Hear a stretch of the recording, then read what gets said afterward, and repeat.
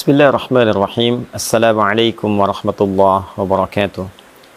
Alhamdulillahi rabbil alamin alladhi razaqana bi ni'mati Ramadanil mubarak. Fanahmaduhu hamdan kamila wa nashkuruhu syukran tamma ala hadhihi an-ni'mati al-kabira. Wassalatu wassalamu ala rasulillahi sayyidina Muhammadin alladhi ruziqna biqaunina ummatan lahu fasalawatullahi alaihi wasalamuhu tam alladhi dallana ala khairil amali fi hadha syahril mubarak. Allahumma salli wa sallim barik ala hadzal habibil karim wa ala alihi wa sahbihi ajma'in wa ba'd. Saudara-saudariku dimanapun Anda berada, alhamdulillah kita sangat bersyukur pada Allah Subhanahu wa taala. Tahun ini kita kembali diberikan kesempatan untuk mendapati, menemui, dan memaksimalkan potensi kita untuk beribadah di bulan Ramadan yang penuh dengan berkah, penuh dengan limpahan kasih sayang Allah Subhanahu wa taala, yang tidak semua hamba-hamba Allah mendapati kesempatan yang sangat berharga, istimewa, dan membahagiakan ini.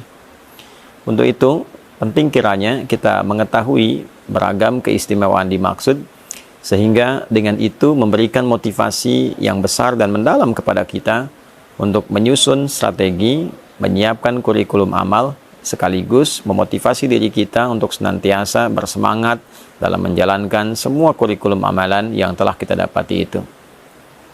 Teman-teman, dimanapun Anda berada, di antara keistimewaan Ramadan yang tidak bisa ditandingi, sulit didapati di waktu-waktu lainnya adalah berlimpahnya anugerah Allah Subhanahu wa taala, yang diantara sekian banyak anugerah itu adalah ampunan Allah yang ditebarkan kepada seluruh hamba-hambanya tanpa kecuali dan mencakup semua jenis dan ragam dosa yang pernah dilakukan oleh seorang hamba.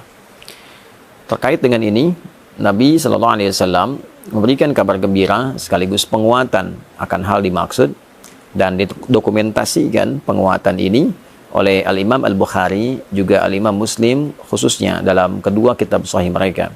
Di Al-Bukhari misalnya nomor hadis ke-38, pun demikian Imam Muslim menyantumkan dengan redaksi yang serupa di nomor hadis 760. Keduanya mengambil riwayat dari sahabat Abu Hurairah Abdurrahman bin Sakhr radhiyallahu taala anhu dari Nabi sallallahu alaihi wasallam, beliau bersabda, "Man shama Ramadana imanan wa ihtisaba, ghufira lahu ma taqaddama min dhanbi."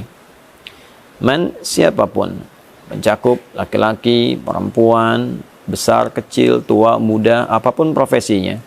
Dan ini sifatnya secara personal. Ketika disebutkan man, artinya menunjuk secara personal. Dan dia memiliki juga keumuman makna. Artinya berlaku secara personal, namun dibuka umum bagi siapapun, baik laki-laki, perempuan, dengan segala sifat yang telah tadi kami sebutkan. Artinya peluang ini seakan-akan Nabi memberikan beritanya secara personal kepada kita. Wahai Adi Hidayat, wahai fulan, wahai fulana, man shama Ramadana, siapapun di antara Anda yang mampu menunaikan puasa Ramadan. Perhatikan kalimatnya, kata puasa dimaksud, sama diikat dengan waktu Ramadan. Jadi tidak ditemukan di waktu-waktu yang lain.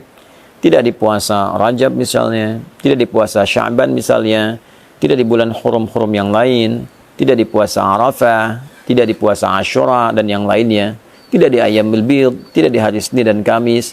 Ini hanya khusus mencakup di bulan Ramadan. Man shama Ramadana, siapapun yang mampu menunaikan puasa Ramadan. Dan kita ketahui Ramadan itu jumlahnya selama sebulan. Ya, di Al-Baqarah ayat 185 jelas Allah menggabungkan kata syahr yang menunjuk pada waktu selama sebulan dengan kata Ramadan dalam momentum penurunan Al-Quran. Syahrul Ramadan alladzi unzila fihi Al-Quran. Di bulan Ramadan itu yang diturunkan Al-Quran di dalamnya, itulah kemudian waktu yang menjadikan kita wajib menunaikan puasa selama sebulan penuh. Artinya dalam konteks menunaikan puasa ini, di bulan Ramadan ini waktunya terbentang selama sebulan. Siapapun yang mampu menunaikan puasa Ramadan dari hari pertama, hari kedua, sampai yang terakhir selama sebulan, dengan catatan imanan wahtisaba. Imanan ia kerjakan karena imannya, karena keikhlasannya pada Allah Subhanahu wa taala, keyakinannya untuk menyembah, mengagungkan dan menaati perintah Allah Subhanahu wa taala. Karena kalimat iman itu sandingannya adalah amal saleh. Jadi begitu disebutkan iman, pembuktiannya amal saleh. Misal Quran surah 103, wal 'asr innal insana lafi khusr illa alladziina amanu wa 'amilus shalihat. Jadi untuk menunjukkan seseorang beriman itu, maka pembuktiannya lewat amal saleh. Ya, pengertian terbaliknya, mafhum mukhalafahnya, ketika seseorang menunaikan amal dan disebut dengan saleh, maka tujuan utamanya adalah untuk membuktikan keimanannya. Kepada siapa? Kepada Allah. Jadi bukti iman itu adalah taat. Taat itu wujudnya adalah amal saleh, perbuatan kita yang ditujukan karena Allah Subhanahu wa taala. Karena itulah ketika satu kata yang menunjuk pada ibadah kemudian disandingkan dengan kata iman, ingin memberikan kesan bahwa syarat penunaian ibadah itu dianggap benar, dianggap baik jika memang ditujukan untuk kepentingan imannya, dalam arti dilakukan karena Allah Subhanahu wa ta'ala. Karena kalimat iman pertama dalam Al-Quran dan disifati dengan kata ghaib, wujudnya adalah penyembahan dalam bentuk salat. Al-Baqarah ayat ketiga, alladzina yu'minuna bil ghaibi wa yuqimunas salat.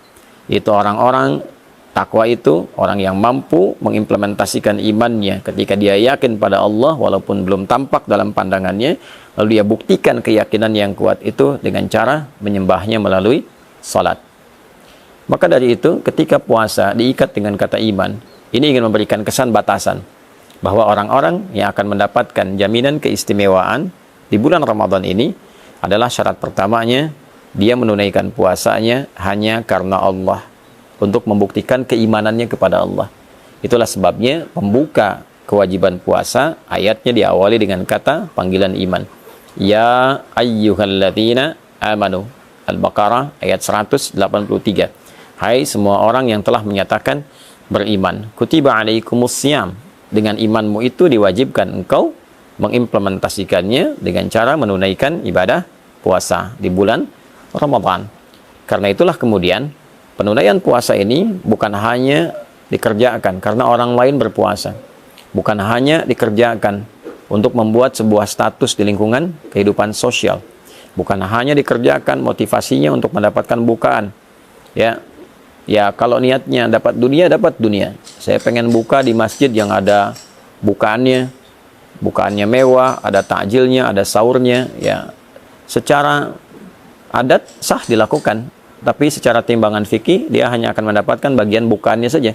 Dia dapat makan, dia dapat minuman, tapi potensi keistimewaan yang mungkin dia bisa dapatkan sangat tipis kemudian untuk bisa dia raih. Syarat pertama. Yang kedua, wahtisaba. Ada iringan evaluasi diri, ada muhasabah di dalamnya, ada harapan mendapatkan pahala dari Allah Subhanahu wa ta'ala. Jadi yang dia harapkan ridha Allah, yang dia harapkan adalah Allah senang dengan puasanya. Lalu dia iringi dengan evaluasi diri dalam setiap puasa. Apa yang menjadikan selama ini belum kenal Allah? Kenapa selama ini imannya tidak terasa kuat? Kenapa selama ini ketika Allah panggil, rasa-rasanya telat untuk merespon? Dia evaluasi dari ujung kepala sampai dengan ujung kakinya.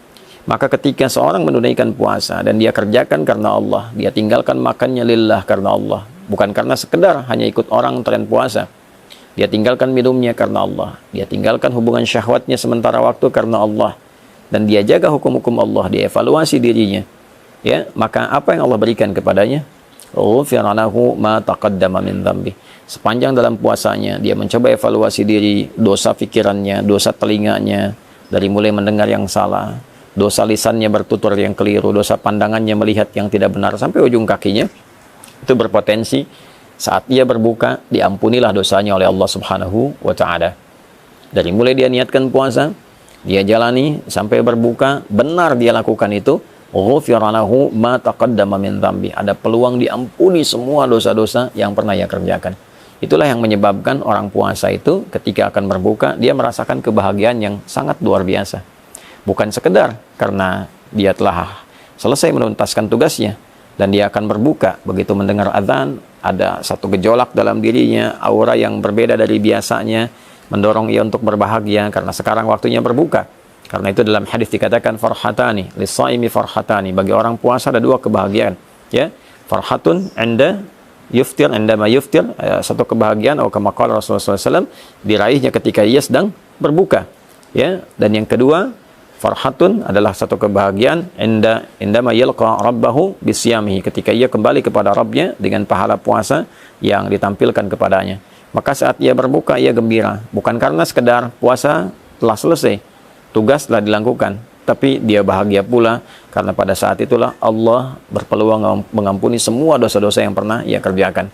Saat ia kembali kepada Allah, dia kembali dalam keadaan bersih, pahala telah dia dapatkan dari bacaan Quran, dari sholat, dari kajian-kajian, dari tilawah dan sebagainya, sehingga dia gembira. Dan disambutlah ia saat kembali itu dengan diperintahkan untuk memasuki pintu khusus dengan pahala puasanya, yaitu pintu Ar-Rayyan. Allah Subhanahu wa taala menyampaikan kepada Nabi untuk memberikan kabar gembira. Inna fil jannati baban yuqalu Ar-Rayyan. Di surga itu ada satu pintu yang disebut dengan Ar-Rayyan. La yadkhuluhu illa shaimun. Tidak akan dimasuki oleh hamba manapun kecuali ahli puasa. Di antara ahli puasa itu ada yang menafsirkan rajin puasa, tapi juga pengertian spesifiknya adalah orang yang berhasil menunaikan puasanya yang ia kerjakan karena Allah, dan dia mengevaluasi diri seperti disifati dalam hadis Nabi sallallahu alaihi wasallam yang telah tadi diuraikan. Fa idza dakhaluhu ughliqa, kalau sudah masuk orang-orang dengan sifat ini, maka segera ditutup. Tidak ada orang lain yang bisa masuk kecuali memiliki karakter yang serupa. Jadi teman-teman, dimanapun berada, saya ingin mengajak pada diri pribadi dan kita semua untuk saling mendoakan. Dari mulai sejak awal kita menjalani ibadah puasa ini sampai ujungnya, tidak ada di antara kita yang tidak punya kesalahan. Tidak ada di antara kita yang tidak punya dosa. Yang dibawa ke akhirat bukan berapa banyak uang kita, bukan berapa tinggi status kita, bukan berapa luas ilmu kita, bukan berapa kuat tenaga kita. Yang dibawa pulang adalah timbangan antara pahala dan dosa. Berapa banyak amal salehnya, berapa banyak amal salahnya. Ketika ditimbang, apa yang bisa menutupnya? Maka kasih Allah menghadirkan Ramadan untuk kita, bukan yang lain, memberikan sebuah kesempatan yang dalam agar kita mampu memanfaatkannya dengan mengevaluasi diri dan berharap Allah membuat kita lebih baik dibandingkan dengan hari-hari sebelumnya. Nabi SAW bersabda dalam satu hadis yang didokumentasikan oleh Imam Al-Hakim An-Naisaburi dalam kitab Al-Mustadrak. Satu kali Nabi SAW bersabda, wa kama qala raghima anfu rajulin liman adraka ramadhana falam yughfar lahu. Sangat tercoreng kehormatan seorang muslim, sangat terhina, sangat jauh dari rahmat Allah seorang yang disampaikan kepada bulan Ramadan, tapi ia tak mampu mengkreasikan kesempatan yang diberikan untuk mendapatkan ampunan Allah Subhanahu wa ta'ala. Semoga Allah memuliakan kita, mengampuni dosa-dosa kita, memberikan kesempatan terbaik untuk mengisi sisa kehidupan kita dengan lebih mulia, dan mewafatkan kita dalam keadaan husnul khatimah. Allahumma taqabbal minna innaka antas sami'ul alim wa tub 'alaina innaka antat tawwabur rahim. Allahumma ighfir lana dhunubana ya Allah, ma qaddamna wa ma akharna, saghiran wa kabira. Allahumma rabbana atina fid dunya hasanah fil akhirati hasanah wa qina adzaban nar. Wa sallallahu ala sayyidina Muhammad wa ala alihi wa sahbihi ajma'in. Wa akhiru da'wana subhanakallahumma rabbana wa bihamdika asyhadu an la ilaha illa anta nastaghfiruka wa natubu ilaik. Walhamdulillahi rabbil alamin. Assalamualaikum warahmatullahi wabarakatuh.